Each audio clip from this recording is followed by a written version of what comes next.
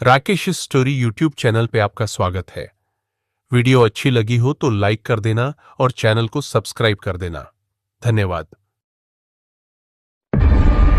Station पर वह रात के करीब 2 बजे थे। रेलवे स्टेशन एकदम सुनसान था। ठंडी हवा चल रही थी और प्लेटफॉर्म पर सन्नाटा पसरा हुआ था। स्टेशन पर इक्का दुक्का लोग थे, जिनमें से अधिकतर नींद में या अपने सामान पर नजर रख रहे थे। इस वीराने में सिर्फ एक धीमी सी आवाज गूंज रही थी, दीवार घड़ी की टिक टिक। अर्जुन, एक थका हुआ यात्री, किसी ट्रेन का इंतजार कर रहा था। वह एक लंबी यात्रा से लौटा था और उसे अपनी आखिरी ट्रेन पकड़नी थी। घड़ी देखी तो पता चला कि ट्रेन में अभी भी आधे घंटे का समय था।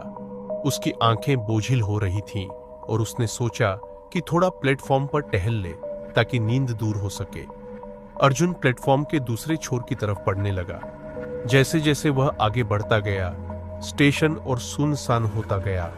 वह स्टेशन के उस हिस्से में पहुंच गया जहां अक्सर कोई नहीं आता था।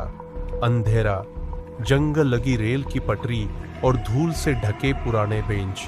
अचानक उसे एक ठंडी लहर ने घेर लिया, जैसे किसी अदृश्य हाथ ने उसकी गर्दन को छुआ हो। अर्जुन रुक गया। उसके कदम ठिठक गए। उसके कानों में किसी महिला की धीमी आवाज सुनाई दी, जैसे कोई फुसफुसा रहा हो। उसने इधर उधर देखा, लेकिन कोई नजर नहीं आया।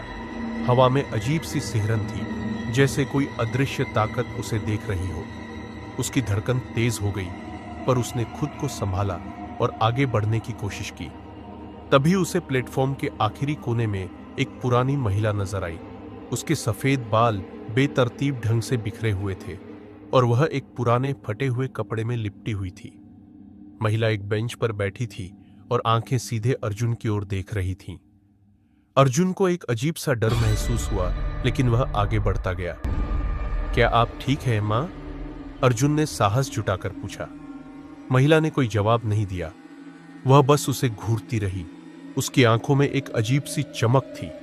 अर्जुन ने महसूस किया कि उसके आसपास का माहौल अचानक भारी हो गया है, जैसे कि हवा में कुछ गलत हो रहा हो।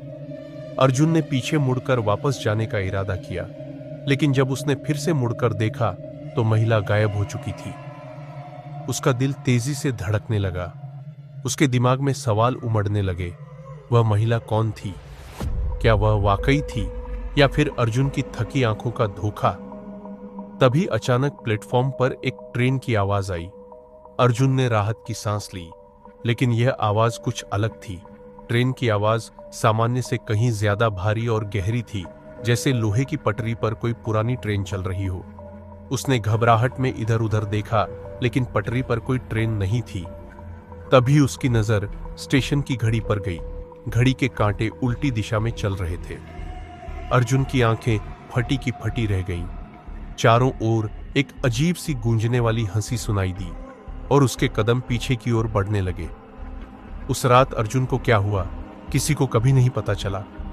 लोग सिर्फ इतना जानते हैं कि वह रेलवे स्टेशन पर आखिरी बार देखा गया था और उसके बाद वह कभी नहीं लौटा।